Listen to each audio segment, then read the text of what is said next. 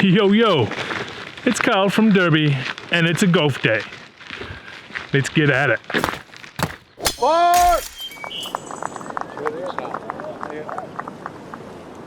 If you're one of those never lay up guys, always hitting bombs, just having loads of fun, good for you. That is lots of fun. Keep doing that. But I don't think this video is for you. If you're trying to get your handicap better, you're trying to score better, you're trying to beat your records, it's time to start thinking like a scratch golfer. So what does that mean? Course management, that's a shit word. But we got to think of something better to say than that. Anyway, the main things of thinking about a scratch golfer: where to miss and risk and reward. That's mainly it. It's pretty simple. You're just trying to keep the ball in play all the time. And look, as a scratch golfer, you're not making 7 birdies around. That's for the pros. All right, but what we do is just avoid the big numbers, mainly make pars, a birdie or two, a bogey or two, and it's pretty simple. So it's pretty basic, boring golf. But here we are in Voss Golf Course. Beautiful day. Hole number 1. What do we got here? 385 off the 58 tees. So it's not the back tees. We'll play off the tees that most people play off here, and we'll just analyze the hole, and hopefully you guys will learn how to start thinking like a scratch golfer. But first, the most important part of the day, choosing which glove to wear. We're gonna go with old brown dart hole. Every hole there's gonna be risk, whether it's risk off the tee or risk on the approach shot into the green. So you have to kind of decide which one's the easiest one to manage. So if I look down this hole, first of all, there's a hazard all the way down the left side, and there's a hazard down the right. We've got bunkers on the left, there's water down front, and then if we move forwards to the green, we've got green side bunkers, we've got a pond down there, we have more hazard on the left. So there is risk on both shots. It's quite a long hole, it's a bit tight coming off the tee here. So what options we got? Of course we got driver, and then you've got everything else. But being 385 meters, I mean, I carry the ball like 245 or something off the tee. So if I hit driver here, I'm going to clear those bunkers. So now I've taken them out of play, so that's a plus. There's a higher chance with a driver that I'm going to go on the hazard left or right. And I don't think I can quite reach the water straight ahead. So driver is like an option. And actually for me, carrying at 245 meters, that is, the fairway opens up a little bit more down there, so I actually have more room. The other option is to take like a 4 or 5 iron. That's going to get me around where the bunkers are. It's a tighter fairway there, but I'm going to be more accurate. So this hole is like, actually driver is the better option off the tee, but if I think about where we're going to go for the approach shot, I'd much rather hit a short iron, which I'm more accurate, rather than hitting like a long shot from far back and sort of bring those hazards into play. So this hole, we'll play a 4 iron as well as a driver, and we'll see where we go. But that's the main thing, is just assessing the hole on risk, because every hole you're going to have a risk either off the tee or into the green, and you have to figure out which one you're willing to handle the best, really. All right, game time. It's going with the driver. Whatever you choose to hit, you have to stand up and just like smash it confidently. You can't hit a driver by trying to steer it. So it's a bit of a tight hole. You just have to get up here, be okay if you're going to go left or right, but you have to hit it confidently. So I'm going to pick a target down the middle of the fairway, slightly to the right. I tend to draw it, so if I do end up drawing it, it's going to still be safe.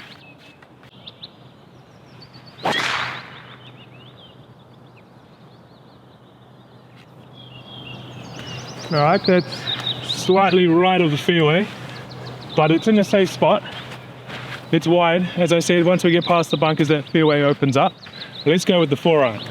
So it's a bit of a tighter landing area, but again, I'm going to be slightly right of the bunkers, or slightly right of the fairway when I'm aiming, in case I go left and stay out of those bunkers.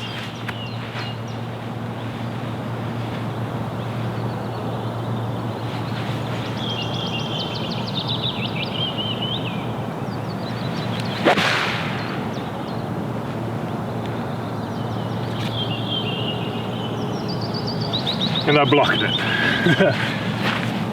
But it's still safe.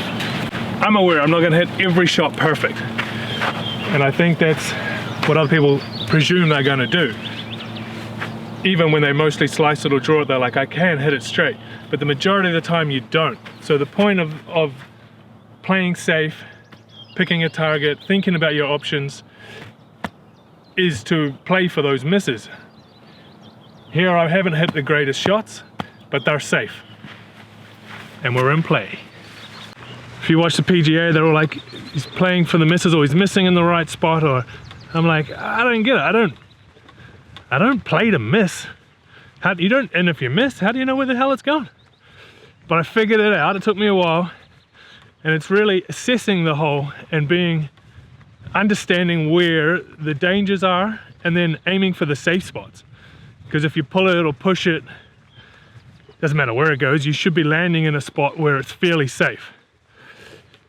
So as I've done on those tee shots, I tend to draw it, pull it a little bit, so I aim slightly right.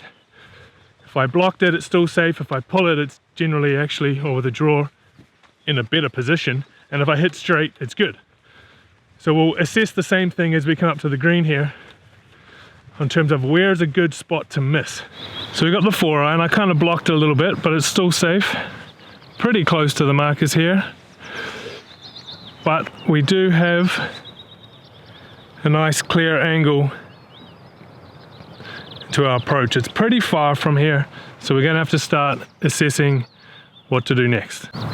214. It's a pretty long hole with the 4-iron off the tee. 214 meters. The lie's pretty good, but the ball's down below my feet, so it's not perfect. Which means the balls tend to going to go right now. The ball's below my feet. So now we look at the next, what do we got, danger zone down here. First of all, it's pretty far, so I'm already going to be looking at a 3-wood or a 2-iron. We've got bunkers right. The pin's cut to the right, kind of behind that bunker. So from this distance, it's definitely not attackable. We've got water on the right. We've got hazard on the left. I'm not going to attack this green from here. I'm going to just get it down the middle of the fairway. We'll lay up with maybe a 5-iron and then try and get up and down for par. That way we're going to avoid compounding errors, putting it in the water, having to drop again, and scrambling from there. I think this is by far the most toughest part of golf, is putting your ego aside and playing the safe shot. Because we all stand here and think, I can get there with a 3-wood, I can get there with a 2-iron. You know, really trying to force that par, or try and get a birdie even. It just doesn't always work out, and most time it just means you're not trying to save par, but you're trying to save double bogey. So here we go. Keep one safe down there. Gonna aim slightly left because of this ball's below my feet.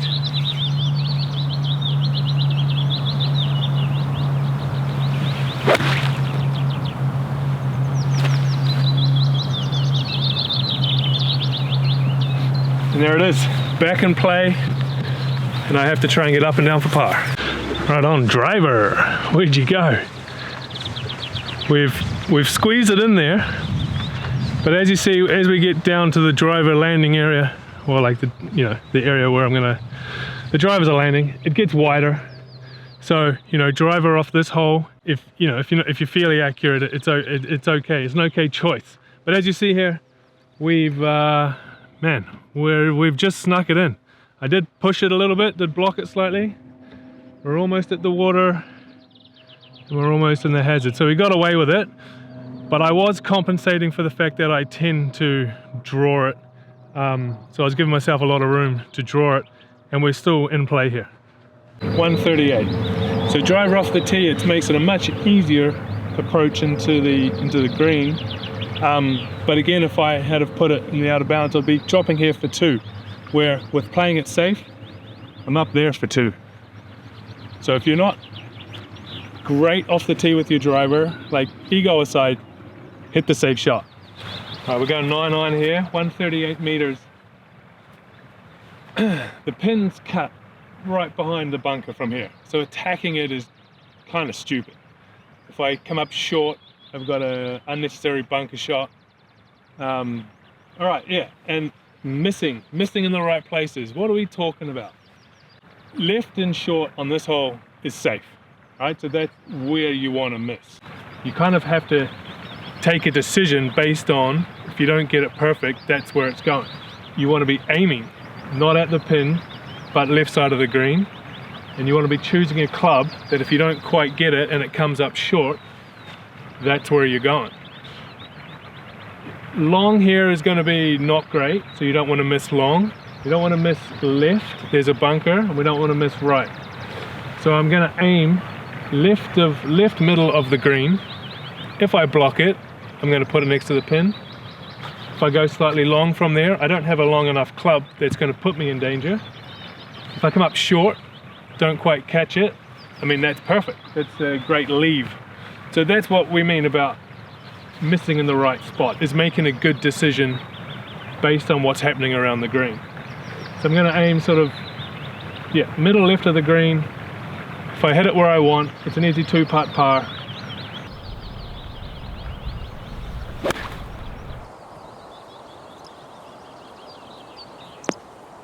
I caught it a bit thin. If I had have attacked the pin, I would have been in the bunker. But now, because I aimed in the safe spot, middle of the green, I'm in the middle of the green. I got a bit of a long birdie putt, but it's a chance for a birdie instead of trying to scramble out of the bunker. All right, come on, bird. Let's go.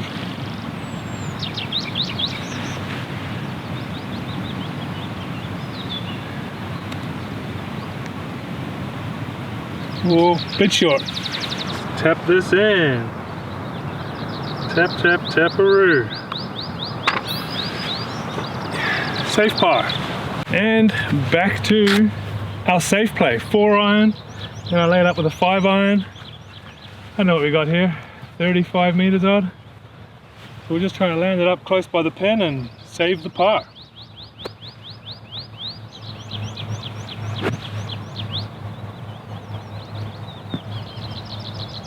Alright, slightly short of the hole, but we've got a par putt.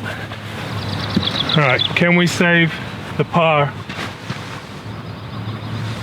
on our safe shot 4-iron off the tee?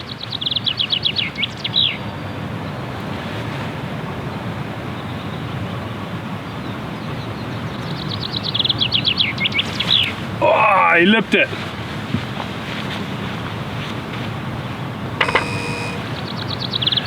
Boom.